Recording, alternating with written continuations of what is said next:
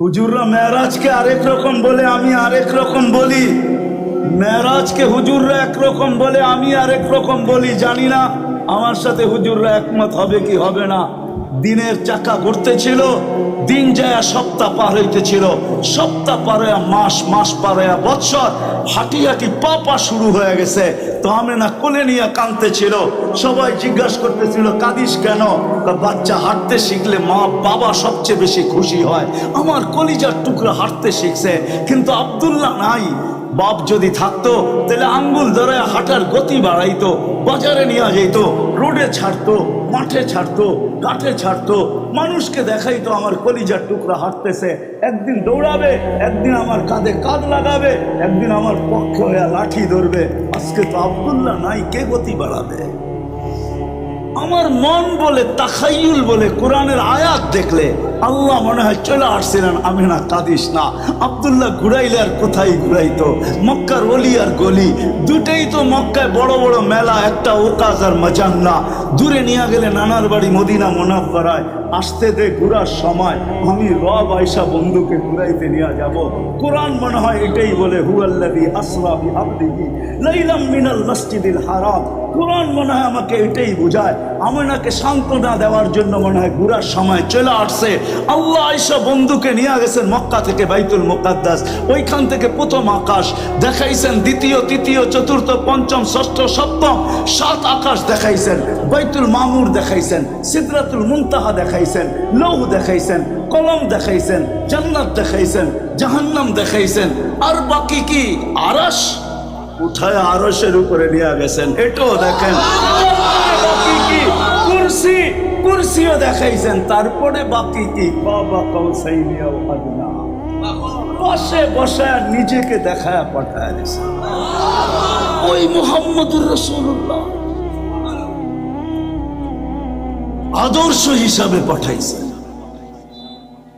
আল্লাহকে পাওয়ায় দেওয়ার জন্য। আফসোস, উম্মত যদি নবী চিনত, উম্মত যদি আল্লাহ চিনত। রব্বে কাবার কসম, এতটুক সময়ের ভিতরে রাত্র 12টা পড়ায়, 11:15 বাজতে চলছে। আর লম্বা করতে চাইতেছি না। যদি আরো আগে আসতাম হয়তো 2-3 ঘন্টা পাইলে হয়তো আপনাদেরকে কিছু দেওয়া যেত। আবার যদি জীবনে কোনোদিন সুযোগ থাকে, বেঁচে থাকি, তাইলে আবার শোনাবো।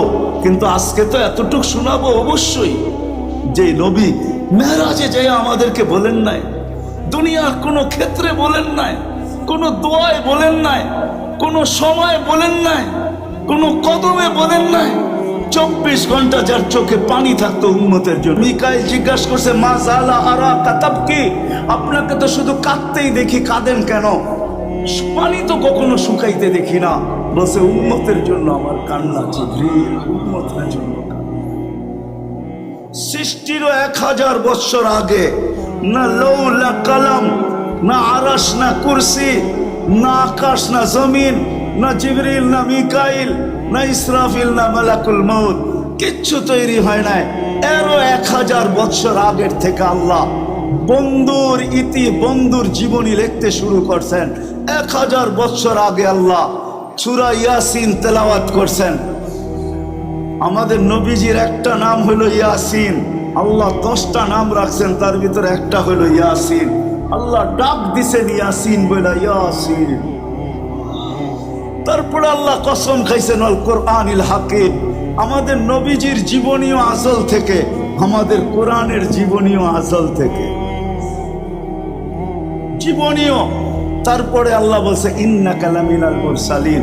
আমার মন বলে, তর্কে বিতর্কে যাইতেছি না, কোন রূপে ছিলেন এটা জানি না, কিন্তু আমাদের নবীজি তখন আল্লাহর সামনে বসা ছিলেন, এটা মনে হয় সত্য।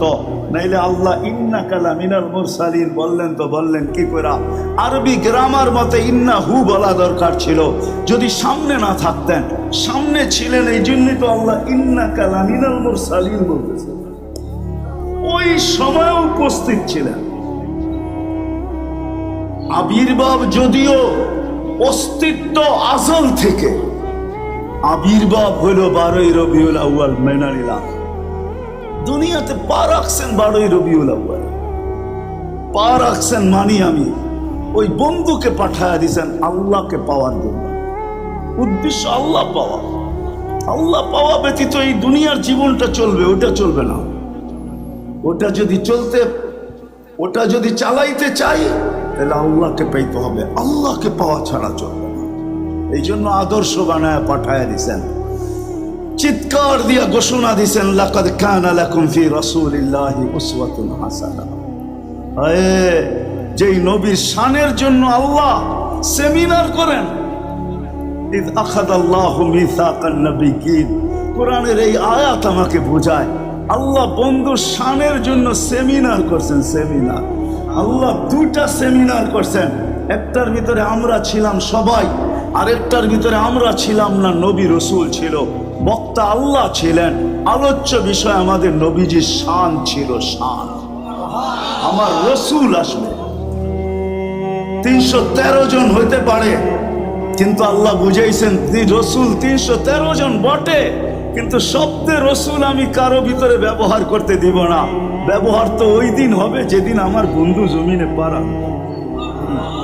এই জন্যই তো পেটে আসতে দেরি, আমেনার গা দিয়া সুগ্রাণ বাহির হইতে দেরি হয় না। আমেনার শরীর দিয়া সুগ্রাণ বাহির হইতে দেরি হয় নাই, পেটে আসতে দেরি। পেটে আসতে দেরি, ঘরের দেওয়ালগুলো আমেনাকে সালাম দিতে দেরি করে নাই। আমেনা সালাম, আমেনাও জানতেন না যে চলে আসছে। এই যুগের মতো তো ওই যুগে এরকম ছিল না যে পরীক্ষা করে দেখতেন, কোনো নিদর্শনই ছিল না। আবার বসতেন তো বসতেন কি করে, ওলামা এই কথা মাইনা নিবে, কোনো নিদর্শনই ছিল না আসার।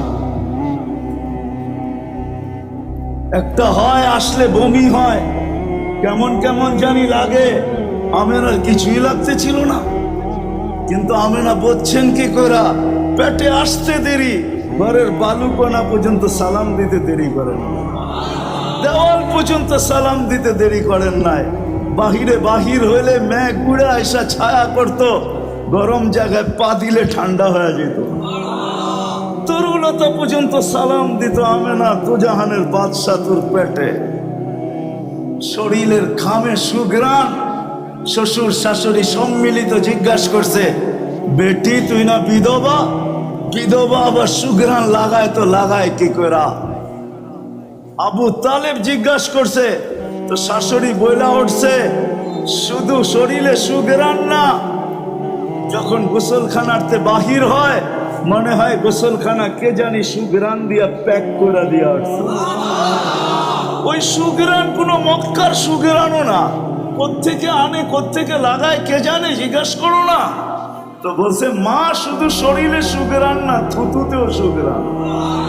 বলছে আমার না, এটা পেটেরটার কারণে। আমি গ্রাণ পাবো তো পাবো কোথায়, তো পেটেরটার বদৌলতে গ্রাণ। হায় হায়, আরো অনেক কিছু বললে তো উলামায়ে কেরাম মানতেই যাবে না। কোন বাদশাকে আল্লাহ পাঠাইছেন আল্লাহকে পাওয়ার জন্য আদর্শ বানায়া। হায় হায়, আমার জাতি যদি নবী চিনত তাহলে নিজেদের দাম জানতো। আজকে আমাদের দামও আমরা জানি না। মনে করি 4টা বিষয়ই আমাদের দাম, 4টা বিষয়ই আমাদের দাম।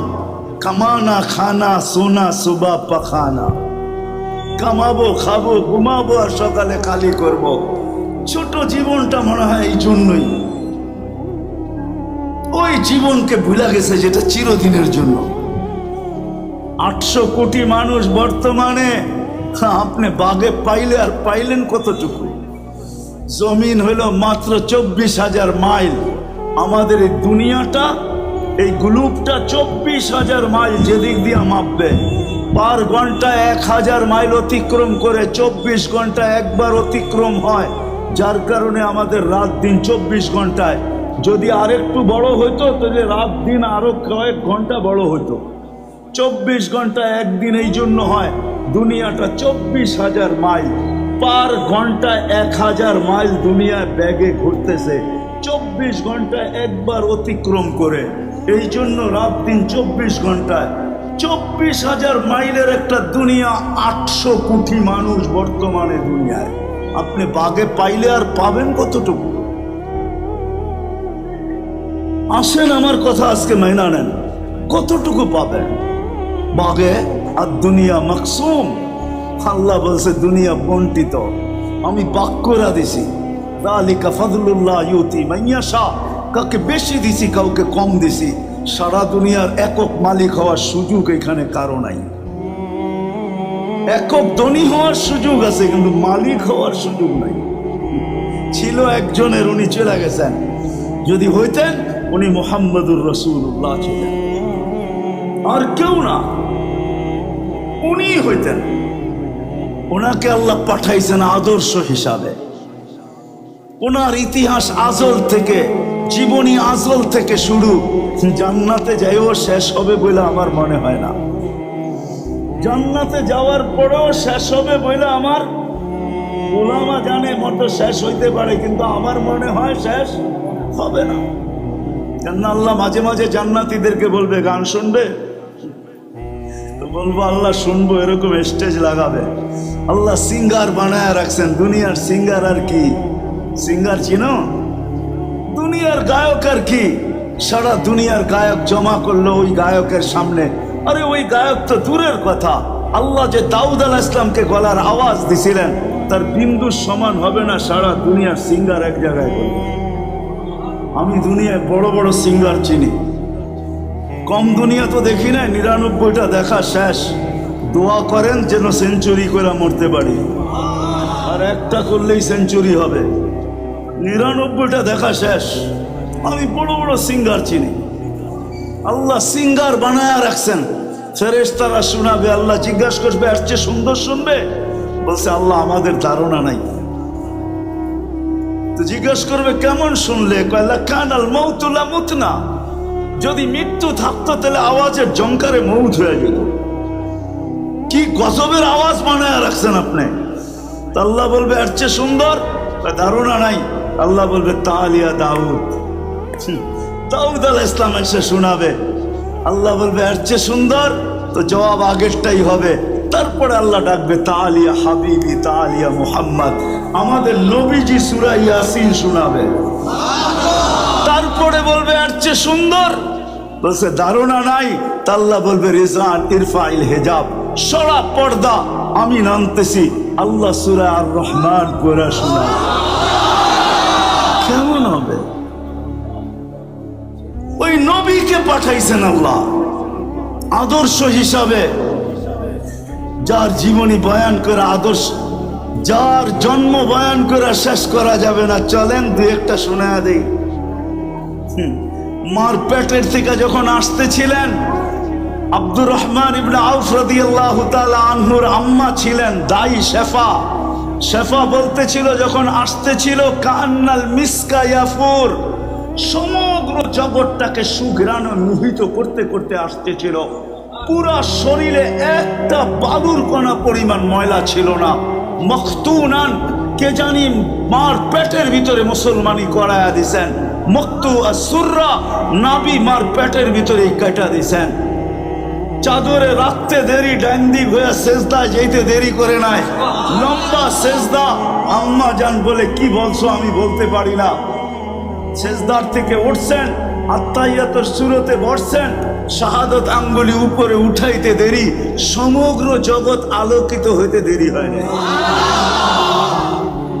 আম্মাজান বলেন সমস্ত রুম আর পারস্যের সমস্ত বড় বড় উপস্থাপনা আমার সামনে উদ্ভাসিত হইতে দেরি হয় না। এইখান থেকে বসে রুম দেখতেছিলাম, এইখান থেকে বসে পারস্য দেখতেছিলাম, আর চিৎকার দিতেছিলাম ওয়াইলুল্লি কুরাইশ, ওয়াইলুল্লি বনি হাশেম। বনি হাশেম কোথায় হারায়া গেল?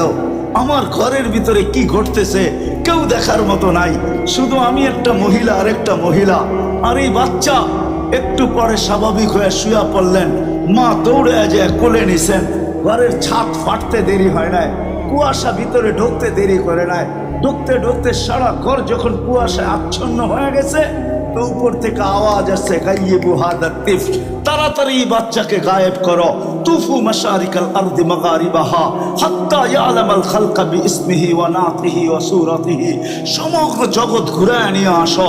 এই মুহূর্তের পরে যেন কোনো সৃষ্টি এই কথা না বলতে পারে যে আমি এই বাচ্চাকে চিনি না, না নামে চিনি না, চেহারায় চিনি না, গুণে চিনি না, কেউ যেন বলার সুযোগ না পায়। তাতে সাথে গায়েব করে ফেলছেন। উপর থেকে আওয়াজ আসছে, আরিদু আলাইহি কুল্লা রুহানি, কয়েক মিনিটের বাচ্চা, সমস্ত রুহানি জগতের জিনিস এই বাচ্চার সিনার ভিতরে ভরতে থাকো। 21-20 নবীর 20টা গুণ ঢুকাও। তর্জমা করব না। আতুহু খুলুকা আদম, মারিফাত শীশ, সুজাআত নূহ, খুল্লাত ইব্রাহিম, লিসান ইসমাইল, রিদা ইসহাক, ফাসাহাত সালেহ, হিকমত লূত, বুশরা ইয়াকুব, জামাল ইউসুফ, সবর আয়ুব, তাআত ইউনুস, জিহাদ ইউশা, সৌত দাউদ, হুব্ব দানিয়াল, ওয়াকার ইলিয়াস, জুহদ ঈসা, কুওয়াত মুসা, হাইবত সুলাইমান ওয়া ইলমাল খিদির। 20 নবীর 20টা গুণ এই বাচ্চার ভিতরে ঢুকায়া দাও। তারপরে আবার আওয়াজ আসছে, নবী তো 20 জন না, রসুল 20 জন না, 1.25 লক্ষ। অগমিদুহু ফি জামি আখলাকিন নবিয়্যিন, সমস্ত নবীদের আখলাকের ভিতরে এই বাচ্চাকে ঢুকায়া।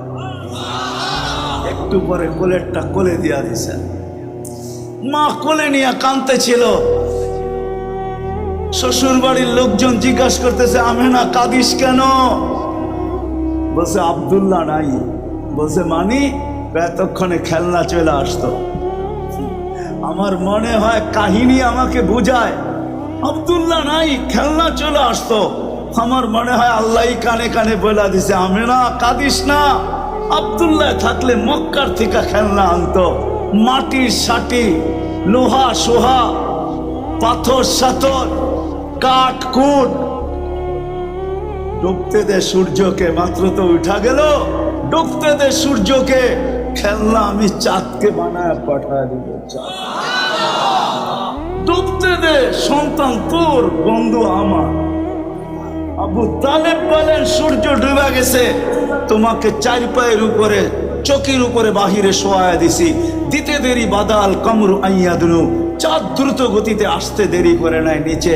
আস্তে আস্তে তোমার উপরে যখন চলে আসতে, খাশিতু আইয়াকা আলাইক, আমি ভয় পাইতেছিলাম তোমার উপরে পড়া না যায়, আমি চিৎকার দিয়া ফেলছি, কিন্তু চাঁদ থাইমা গেছে। তুমি কয়েক ঘন্টার বাচ্চা ছিলা ভাতিজা, হাত পাও নাড়াচাড়া করতেছিলা, তোমার হাত পায়ের ইশারায় চাঁদ উপরে ডান্স করতেছিল, ডান্স।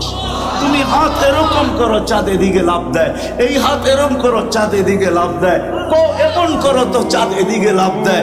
এই লাফালাফিতে এক ডান্সের নৃত্যের পরিবেশ চাঁদ দাঁড় করায় দিছে। তুমি হাত পাও নাড়তেছিল, উপরে চাঁদ ডান্স করতেছিল, ডান্স। চাচা জানেন চাঁদ কি বলতেছিল? তা তো জানি না। আন্নাল কামারা ইউগান্নিনি ওয়া ইয়াহাকিনি ওয়া ইয়ামনাউনি মিনাল বুকা, চাঁদ আমাকে ছন্দ শুনাইতেছিল, কান্না থেকে বিরত রাখতেছিল, আমি যেন না কাঁদি, কাঁদলে আম্মার কষ্ট হবে। আল্লাহ চাঁদকে খেলনা বানায় পাঠায়। ওই মুহাম্মদুর রাসূল। হুজুররা মেরাজকে আরেক রকম বলে, আমি আরেক রকম বলি। মেরাজকে হুজুররা একরকম বলে, আমি আরেক রকম বলি। জানি না আমার সাথে হুজুররা একমত হবে কি হবে না। দিনের চাকা ঘুরতেছিল, দিন যায় সপ্তাহ পার হইতেছিল, সপ্তাহ পার হইয়া মাস, মাস পার হইয়া বৎসর, হাঁটি হাঁটি পা শুরু হয়ে গেছে। তো আমি না কোলে নিয়ে কাঁদতেছিল। সবাই জিজ্ঞাসা করতেছিল, কাঁদিস কেন? বাচ্চা হাঁটতে শিখলে মা বাবা সবচেয়ে বেশি খুশি হয়। আমার কলিজার টুকরা হাঁটতে শিখছে, কিন্তু আব্দুল্লাহ নাই। বাপ যদি থাকতো তাহলে আঙ্গুল ধরায় হাঁটার গতি বাড়াইতো, বাজারে নিয়ে যেত, রোডে ছাড়তো, মাঠে ছাড়তো, কাঠে ছাড়তো, মানুষকে দেখাইতো আমার কলিজার টুকরা হাঁটতেছে। একদিন দৌড়াবে, একদিন আমার কাঁধে কাঁধ লাগাবে, একদিন আমার পক্ষে হয়ে লাঠি ধরবে। আজকে তো আব্দুল্লাহ নাই, কে গতি বাড়াবে? আমার মন বলে, তাখাইয়ুল বলে, কোরআনের আয়াত দেখলে আল্লাহ মনে হয় চলে আসছিলেন, আমি না কাঁদিস না। আব্দুল্লাহ ঘুরাইলে আর কোথায় ঘুরাইতো, মক্কার অলি আর গলি দুটেই তো মক্কায় বড় বড় মেলা, একটা ওকাজ আর মাজান্না। দূরে নিয়ে গেলে নানার বাড়ি মদিনা মুনাফফারায়, আসতে দে ঘুরার সময় আমি রব আয়সা বন্ধুকে ঘুরাইতে নিয়ে যাব। কোরআন মনে হয় এটাই বলে, হুয়াল্লাযী আসরা বিআবদিহি লাইলাম মিনাল মসজিদিল হারাম। কোরআন মনে হয় আমাকে এটাই বুঝায়, আমাকে সান্ত্বনা দেওয়ার জন্য মনে হয় ঘুরার সময় চলে আসছে। আল্লাহ আয়সা বন্ধুকে নিয়ে গেছেন মক্কা থেকে বাইতুল মুকাদ্দাস, ওইখান থেকে প্রথম আকাশ দেখাইছেন, দ্বিতীয় তৃতীয় চতুর্থ পঞ্চম ষষ্ঠ সপ্তম 7 আকাশ দেখাইছেন, বাইতুল মামুর দেখাইছেন, সিদরাতুল মুনতাহা দেখাইছেন, লৌহ দেখাইছেন, কলম দেখাইছেন, জান্নাত দেখাইছেন, জাহান্নাম দেখাইছেন, আর বাকি কি আরশ উঠায় আরশের উপরে নিয়ে গেছেন, এটাও দেখেন। বাকি কি কুরসি, কুরসিও দেখাইছেন। তারপরে বাকি কি বাবা কাউসাইনি ও আদনা, বসে বসে নিজেকে দেখায় পাঠায় দিয়েছেন ওই মুহাম্মদুর রাসূলুল্লাহ আদর্শ হিসাবে পাঠাইছেন আল্লাহকে পাওয়ায় দেওয়ার জন্য। আফসোস, উম্মত যদি নবী চিনত, উম্মত যদি আল্লাহ চিনত, রব্বে খাবার কসম এতটুক সময়ের ভিতরে রাত্র 12টা পড়ায় 11:15 বাজতে চলছে। আর লম্বা করতে চাইতেছি না, যদি আরো আগে আসতাম হয়তো 2-3 ঘন্টা পাইলে হয়তো আপনাদেরকে কিছু দেওয়া যেত। আবার যদি জীবনে কোনোদিন সুযোগ থাকে, বাইচা থাকি, তাইলে আবার শোনাবো। কিন্তু আজকে তো এতটুক শোনাবো অবশ্যই, যে নবী মেরাজে যেয়ে আমাদেরকে বলেন নাই, দুনিয়ার কোনো ক্ষেত্রে বলেন নাই, কোনো দোয়ায় বলেন নাই, কোনো সময় বলেন নাই, কোনো কদমে বলেন নাই। 24 ঘন্টা যার চোখে পানি থাকতো উম্মতের জন্য। মিকাইল জিজ্ঞাসা করছে, মা জালা আরা কাতাব কি, আপনাকে তো শুধু কাঁদতেই দেখি, কাঁদেন কেন? পানি তো কখনো শুকাইতে দেখি না। বলছে, উম্মতের জন্য আমার কান্না জিবরিল, উম্মতের জন্য। কিভাবে বললে যে রায়পুরের মানুষ বুঝবে আমি জানি না। মৃত্যু লগ্নে দুনিয়ার থেকে চলে যাইতেছেন, যার 9টা ফ্যামিলি, এক ঘরেও কিছু ছিল না খাওয়ার। আম্মা জান আয়েশা রাদিয়াল্লাহু তাআলা আনহা বলতেছেন, খাওয়া তো দূরের কথা, বাতি জ্বালানোর মতো তেল ছিল না। যদি থাকতো তাইলে খিদা নিবারণের জন্য পান করে নিতাম, পান। 9 ফ্যামিলি, হাসান হোসাইন ক্ষুধার্ত, আলী ফাতেমা ক্ষুধার্ত। হাসান হোসাইন চিনেন না আপনারা? কে চিনেন? হ্যাঁ, কি চিনেন? শুধু নাতি দয়, তাই না? 2জন আয়েশা আল্লাহ রসুলকে বলতেছে, ছোট ছোট 5-6 বছরের বয়স, বলতেছে, নানা জান আপনি উত্তম না আমরা 2 ভাই উত্তম? আল্লাহ রসুল সাদা সিধা জবাব দিছে, আমি উত্তম, আমি সৃষ্টির সর্দার, আমি উত্তম। 2 ভাই হাসতে হাসতে কুটা কুটা জিজ্ঞাসা করছে, হাসো কেন? জবাব হয় না। তাহলে উত্তম কে? আমরা 2 ভাই। তাই কিভাবে? আমাদের আম্মাকে চিনেন তো? বলছে, বলো। তা আম্মার পরিচয় দিয়া বলতেছে, উম্মুকা লাইসা বিশাই, আমার আম্মার সামনে আপনার আম্মা কিছুই না। আমাদের আব্বাকে চিনেন? বলছে, পরিচয় দাও। দিয়া বলছে, আমার আব্বার সামনে আপনার আব্বা আবুকা লাইসা বিশাই, আপনার আব্বা কিছু না। আমাদের নানাজানরা চিনেন? আমাদের নানাজানের সামনে আপনার নানার নামও মানুষ জানে না। আল্লাহ রসুল 2 জনকে উঠাইছেন, বুকে জড়াইছেন, চুমা দিতে দিতে গাল ভিজায় দিয়া বলছেন, মাইনা নিলাম তোমরাই উত্তম। ওই হাসান হোসাইন ক্ষুধার্ত, এদের জন্য চোখে পানি না। জিবরিল জিজ্ঞাসা করছে, এখনো কাঁদেন? ওয়ান্তা ইলা রফিকিল আলা, এখনো কাঁদেন কেন? আপনি তো আল্লাহর সান্নিধ্যে চলে যাবেন। উর্দু জগতে খুশির বন্যা চলতেছে, হাবিব ইয়াসিলুল হাবিব, বন্ধু একটু পরেই বন্ধুর কাছে চলে আসবে। খুশিতে উর্দু জগৎ হুল্লুর চলতেছে, খুশি আর খুশিতে আত্মহারা হয়ে যেতেছে উর্দু জগতে। বন্ধু চিরদিনের জন্য বন্ধুর কাছে চলে আসবে, আপনি কাঁদেন? বলছে, ফামাল্লি বাদিলি উম্মতি, এক প্রশ্নের জবাব এখনো বাকি, আমার পরে আমার উম্মতকে কে দেই খারাপ? ও বাংলার মানুষ, এই জমিন উল্টায়া যাওয়া দরকার ছিল, উল্টায়া যাওয়া।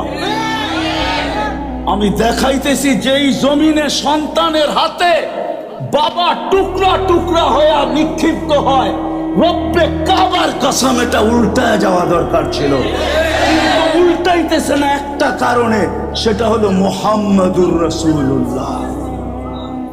আল্লাহ অঙ্গীকার করছে কোরআনে, বন্ধু আপনি থাকাকালীন আমি আপনার উম্মতকে সমূলে ধ্বংস করব না, নাইলে এই উম্মত ধ্বংস হয়ে যাওয়ার কথা ছিল। আপনার উম্মতকে আমি ধ্বংস করব না, আপনি উপস্থিত থাকাকালীন আমি আপনার উম্মতকে ধ্বংস করব না। আপনি বলবেন নবীজি উপস্থিত কোথায়? আমি বলবো উপস্থিত রওজায়ে আথারে এখনো হায়াতুন নবী এখনো জিন্দা। ওইখানে যে সালাম দিলে শুনে জবাব দেয় এখনো আমাদের ভিতরে আছে। নাইলে আপনি মদিনা মুনাব্বারায় যে সালাম দেন তো দেন কাকে? হায়াতুন নবী কবরে জীবিত এখনো আছে, এই জন্য বেঁচে গেছি। নাইলে সন্তানের হাতে মা বাবার জান আর ওই জমিন থাকে একটা না ডজন না, মিডিয়ার কয়টা আসে আজ পর্যন্ত কত মা বাবার জান গেছে এই দেশের মুসলমান সন্তানের হাতে। রাগ হয়েও না যুবক, নেটের পয়সা না পাইলেই মা বাবার গলার ভিতরে পা দিয়া ধরো, ঠিক না? প্রবাসে বাপ থাকে, মাস যাইতে না যাইতেই ফোন শুরু হয়, 6 মাস পর পরই বায়না ধরা হয়, নতুন ব্র্যান্ডের মোবাইল আসছে, বন্ধুদের হাতে আছে, আমার হাতে না থাকলে কেমনে হয়? বাইক কেনার জন্য বাপকে পাগল বানায় ফেলে, ঠিক না? রাগ হয়ে গেল, বাপকে অকথ্য ভাষায় গালাগালি করে বাইক কিনা না দিতে পারে। আমরা শুনি তো, প্রবাসে যাই তো, দেখা তো হয়, ওই জমিন টিকা থাকবে শুধু মুহাম্মদুর রাসূলুল্লাহ যে মৃত্যু লগ্নে আমাদের জন্য চোখের পানি ছাড়ায় গেছে, এখনো কবরে জড়াইতেছে। এখনো আমি ইচ্ছা করলে আনতে পারি এইখানে পুরা জামাত, এখনো কবরে ঝড়ান। বাংলাদেশের জামাত দেখছে আল্লাহর রসুল হাতিমে কাবায় পড়া কাঁদতেছে, জিজ্ঞাসা করছে ইয়া রাসূলুল্লাহ কাঁদেন কেন? এই জন্য আমি বড় জোর দিয়া বলি বাংলাদেশের মানুষ সরল সহজ। আল্লাহর রসুল বলছে আমার বাংলাদেশের উম্মতের জন্য কাঁদি, সরল সহজ আমার উম্মতদেরকে মানুষ ছিনায় নিয়ে যাইতেছে, এদের ঈমান ছিনায় নিয়ে যাইতেছে। কেউ স্লোগান দিতেছে ভাঙ্গা ঘরে থাকবো না, স্বামীর কথা মানব, যে যেমনে পারতেছে আমার উম্মতের ঈমান ছিনায় নিয়ে যাইতেছে। এই জন্য আমি কাঁদতেছি, এখনো কবরে কাঁদে। ওলামা বলুক কাঁদে কি কাঁদে না, কিয়ামতের দিনও কাঁদবে। রাগ হয়ে যায় না, আমার পাশে যারা বসা আছেন দুনিয়ার লাইনের পদস্থ, একটা ইউনিয়ন চেয়ার পাওয়ার জন্য মরতে রাজি মারতে রাজি আমার জাতি। ইউনিয়ন পরিষদের আমাদের নবীজিকে কিয়ামতের দিন মাকামে মাহমুদের চেয়ার দেওয়া হবে। ফাতাহাজ্জাত বিহি নাফিলাতাল লাক আসা আইয়াব আসাকা রব্বুকা মাকামান মাহমুদা। কবরে আথার থেকে উঠবে, মাকামে মাহমুদে যাবে, আল্লাহ চেয়ার পাশে বসায় রাখবে, নিজের ডান পাশে। বলবে বন্ধু বসেন না, হাত রাইখা দাঁড়ায় থাকবেন। বলবো আমি বসবো না। আল্লাহ জিজ্ঞেস করবে কেন বসবেন না? বলে আমাকে বসায় কি করতে চান? আমি যদি বসি তাহলে আমার পিপাসিত উম্মতকে পানি কে পান করাবে। আমি যদি বসি তাইলে মিজানের পাশে যায়া উম্মতের দাড়ি পাল্লা কে দেখবে? যদি সামনে ঝুঁকে তো আলহামদুলিল্লাহ, যদি সামনে না ঝুঁকলো তো আপনি আমাকে প্রতিশ্রুতি দিছেন, একটা না কয়েকটা আপনি প্রতিশ্রুতি দিছেন, সাউফা ইউতিকা রাব্বুকা ফাতারদা, আপনি আমাকে রাজি করা ছাড়বেন। আপনি আমাকে প্রতিশ্রুতি দিছেন লা ইউজিক লা ইউখজিকা ফি উম্মতিক, আপনার উম্মতের ব্যাপারে আমি আপনাকে লজ্জিত করব না। আপনি আমাকে প্রতিশ্রুতি দিছেন সাল তুতা শাফি তুশাফা, আমি চাইলে নাকি দিবেন, আমি সুপারিশ করলে নাকি মঞ্জুর করবেন। আমি বসবো না, আমি তো মিজানের ওইখানে ছুটে যাব। যদি দাড়ি পাল্লা সামনে না ঝুঁকলো তাহলে আমি হাত উঠায় দিয়ে ঢুকায় দিব, আমি বসবো না। ওইখান থেকে পুলসেরাতে ছুটা যাব, ওইখান থেকে পুলসেরাতে যে ছুটা যাব। যদি পার না হইতে পারে জীবনে, যদি আমার উপরে একবারও দুরুদ পড়া থাকে, আমি দুরুদের গাঁটটি দিয়া পার করায়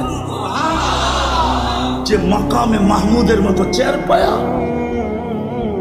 আজকে দুনিয়া দেখা বুঝানো যাইতেছে না মাকামে মাহমুদ কি চেয়ার।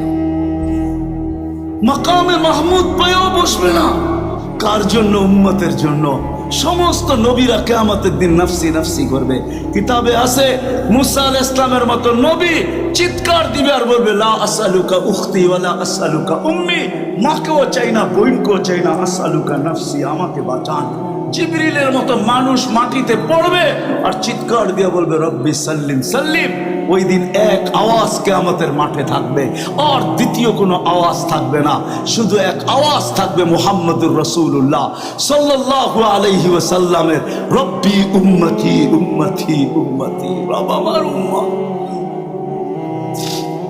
পিছের থেকে আওয়াজ দিতে থাকবে বন্ধু সালতুতা শাফি তুশাফা, আপনি সুপারিশ করেন আমি মঞ্জুর করব, চান আমি দিব। ওই নবীকে আদর্শ বানায় পাঠিয়েছে। এইখানেই শেষ না, এইখানেই শেষ না। বিদায় আসেন আল্লাহকে পাওয়ার জন্য মুহাম্মদুর রাসূলুল্লাহ সাল্লাল্লাহু আলাইহি ওয়াসাল্লাম সবচেয়ে বড় আদর্শ। আমি তো বলি আমার জাতি যদি কিছু নাও করত, কিচ্ছু না করত, একটা আদর্শকেই যদি ফলো করত, একটা আদর্শ যেটা মার পেটের থেকে আসতে দেরি আমাদেরকে মেসেজ দিতে দেরি করেন নাই, আবার যাওয়ার সময় চিৎকার দিতেছিলেন আসসালাহ আসসালাহ আসসালাহ। আমার জাতি যদি একটা আদর্শকে পূরণ করতো 100-এ 100, 100-তে 100, 5 ওয়াক্ত নামাজই যদি পড়তো, 5 ওয়াক্ত নামাজ, দুনিয়ার কোন পদস্থ মানুষ যদি কাউকে 10 বার ডাকে আর যদি সাড়া না দিল, তাহলে পায়ের রক্ত মাথায় ওঠে। ও উম্মতে মুহাম্মাদি, ডেলি আল্লাহ 5 বার ডাকে, মাসে 1500 বার ডাকে, বৎসরে 1800 বার ডাকে, পুরা সপ্তাহে একদিন একটু মসজিদেও যায়, তাও 100% না, 20% গেলেই মনে হয় বেশি। 5 ওয়াক্ত তো বাদই দেওয়া, 99 পদের মালিক আল্লাহ, একটা পদের মালিক না। বিদায় আজকে যদি আমার কথা বুঝে আইসা থাকে, আল্লাহকে যদি পাইতে চাই, চলেন প্রথম একটা কাজ করি, হাত উঠায় আজকে আল্লাহর কাছে তওবা করি। আল্লাহ কিন্তু এখন প্রথম আকাশে, সারাদিন হাত প্রসারিত করে রাখে, কেউ তওবা করে কিনা? রাতের 3 ভাগের 1 ভাগ পর্যন্ত হাত প্রসারিত করে রাখে, কেউ তওবা করে কিনা?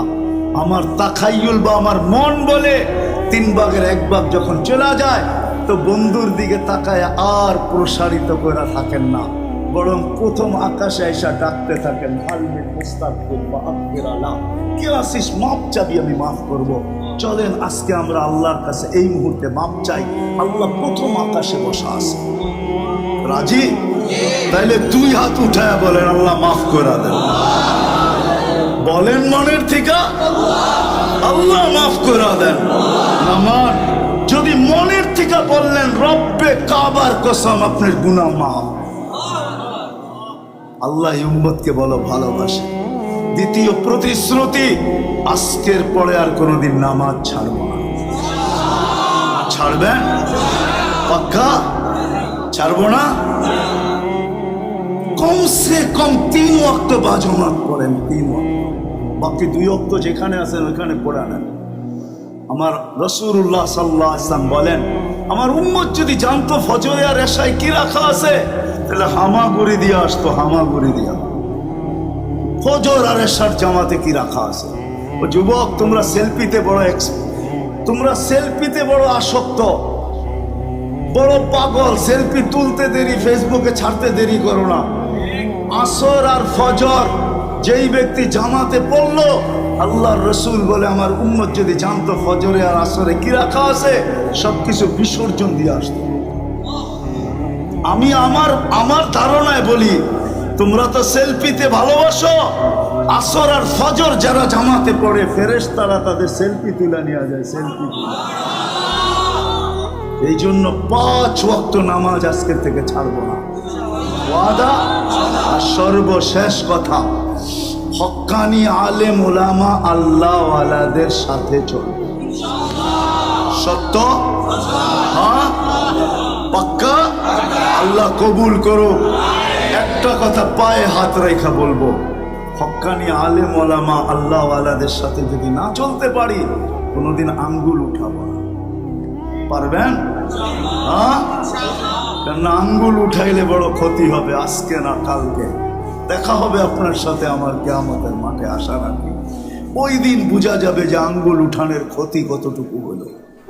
আজকে হয়তো কিছুই হবে না, কিন্তু কালকে হবে যদি আমি আঙ্গুল উঠাইলাম।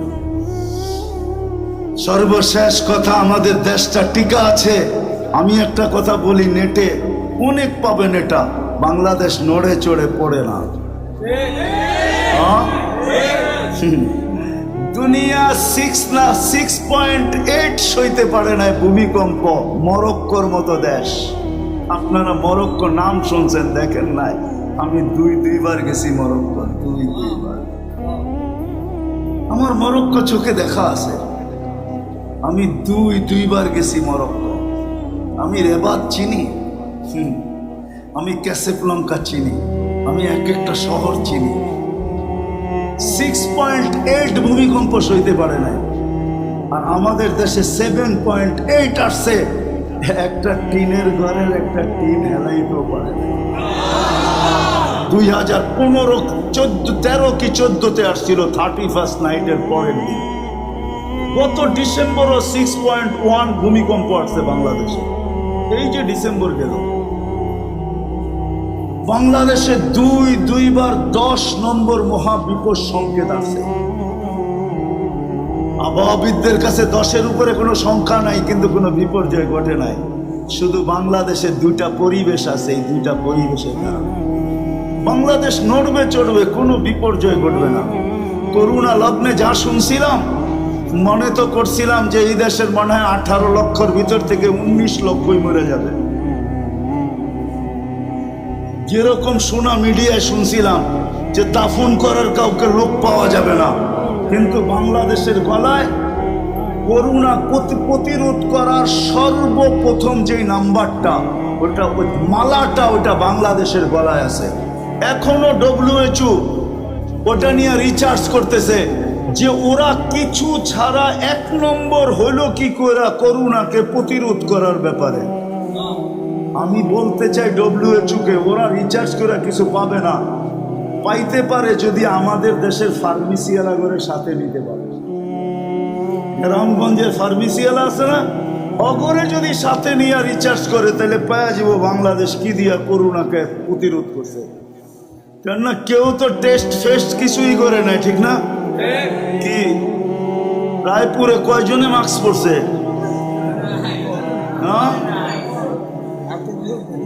পরে নাই কেন জানেন? টেলিভিশনে এত বড় বড় দেখছে তো, কাঠা কাঠা, নাকের ছিদ্র তো এত বড় না, এটা যাইব কোন দিক দিয়ে? সাংবাদিকরা কইছে মুখ দিয়া যাইব, সারাদিন পাঞ্চা বাজার বিড়ি খাই, কোন দিক দিয়ে যাইব? বাংলাদেশে কোনো বিপর্যয় হয় না, শুধু দুইটা পরিবেশের কারণে। একটা পরিবেশ হলো মসজিদ মাদ্রাসার পরিবেশ। আমি দুনিয়া ঘুরা দেখছি এরকম মসজিদ মাদ্রাসার পরিবেশ দুনিয়ার কোথাও নেই। আমাকে চিনাইতে হবে না, আল্লাহ আমাকে 7 মহাদেশ ঘুরাইছেন। দুনিয়ার উন্নত দেশ নাই যেখানে আমি না গেছি। সাহারা মরুভূমি আমি দুইবার দেখছি। আফ্রিকার জঙ্গল চষতে চষতে শেষ করে ফেলছি। এমনি তো 99টা হয় নাই। আমি চিনি উন্নত, চিনি অনুন্নত, চিনি। আমাকে বুঝাইতে হবে না, বাংলাদেশের মতো মসজিদ মাদ্রাসার পরিবেশ দুনিয়ার কোথাও নেই। মজার কথা হইল কি জানেন? বাংলাদেশে যখনই বড় বড় ভূমিকম্পগুলা একটা দিনের বেলা আসে না, সন্ধ্যাবেলা আসে না, সব শেষ রাত্রে আসে। কেন জানেন? বাংলাদেশে 40,000-এর উপরে হেফজোখানা আছে। রাত্র 4টার সময় নিয়ম হলো হেফজোখানার ছেলেরা ওঠে, মাদ্রাসার ছেলেরা ওঠে। ওরা উঠতে দেরি, সবুজ আর লাল সবুজের এই পরিধিটাকে আধ্যাত্মিক একটা সুরক্ষার চাদর দিয়ে ঢাকতে দেরি করে না। যখন শেষ রাত্রে পাওয়ারফুল ভূমিকম্পগুলো আসে, তো ওই সুরক্ষার চাদরকে ভেদ করতে পারে না। ভেদ করতে পারলে না এখানে বিপর্যয় হবে, ও ভেদ করতে পারে না দেওয়ালের মতো, এই জন্য হয়তো পিছে যায়, নাইলে স্লিপ কাইটা ডাইনে যায়, নাইলে বামে যায়। এই জমিন নিরাপদ। এই দুটা প্রথম পরিবেশ হলো মসজিদ আর দ্বিতীয় পরিবেশ হলো এই পুরানি মাহফিল। রব্বে কাবার কসম, আমি দুনিয়ার কোনো দেশে পাই নাই। আমি তো কোনো দুনিয়ার যত দেশে গেছি দিনের কাজেই গেছি, দুনিয়ার জন্য আজ পর্যন্ত দুনিয়ার কোথাও যাই নাই, দিনের কাজেই গেছি। কোথাও 16 বার, কোথাও 17 বার, কোথাও 5 বার, কোথাও 7 বার। দুনিয়ার কোনো জায়গা বাদ নাই। যারা আমেরিকা থাকে ওরাও বলতে পারবে না যে নিউ ইয়র্ক থেকে সান ফ্রান্সিসকো তো বাই রোডে কোনোদিন গেছে। আমি 2016-তে প্রথম সফর ছিল আমার আমেরিকার। আটলান্টিকের পার থেকে প্রশান্তর পার পর্যন্ত আমি 5700 মাইল বাই রোড গেছি এই দিনের দাওয়াত নিয়ে। বিদায় এরকম পরিবেশ আমি দুনিয়ার কোথাও পাই নাই। 12টা বাজতে 12টা 5 এখনো চাতকের মতো বসে আল্লাহ আল্লাহ রসুলের কথা শোনে, এরকম মানুষ আমি দুনিয়ার কোথাও পাই নাই। এই জন্য আমি আমার দেশের মানুষকে চিনি, মাটিকে চিনি। এই দেশে ইসলাম আসছে, ইসলাম যখন আল্লাহ রসুল হিজরত করে নেয় তখন এই মাটিতে ইসলাম আসছে। এই মাটির ইতিহাস জানি আমি। আল্লাহ রসুল হিজরত করেন নাই। 4 সাহাবী আসছে এই বাংলাদেশে, আবু ওয়াক্কাস, ওহাব ইবনে মালিক, কাসিম ইবনে হুযাইফা, উরওয়া ইবনে সাসা। বাংলাদেশের মানুষ সাহাবী দেখা দলে দলে মুসলমান হয়ে গেছে। এইখান থেকে 2 জন চীনে গেছে, একজন আবু ওয়াক্কাস রাদিয়াল্লাহু তাআলা আনহু, ওনার কবর চীনে আছে। আরেকজন একটু আগে বাইরা মঙ্গোলিয়ার বর্ডারে গেছেন, ওহাব ইবনে মালিক রাদিয়াল্লাহু তাআলা আনহু, ওনার কবরও রাখা আছে। কিন্তু বাংলাদেশে যে 2 জন আছে ওনার কবরের চিহ্ন নাই, একজন কাসিম ইবনে হুযাইফা, একজন উরওয়া ইবনে সাসা।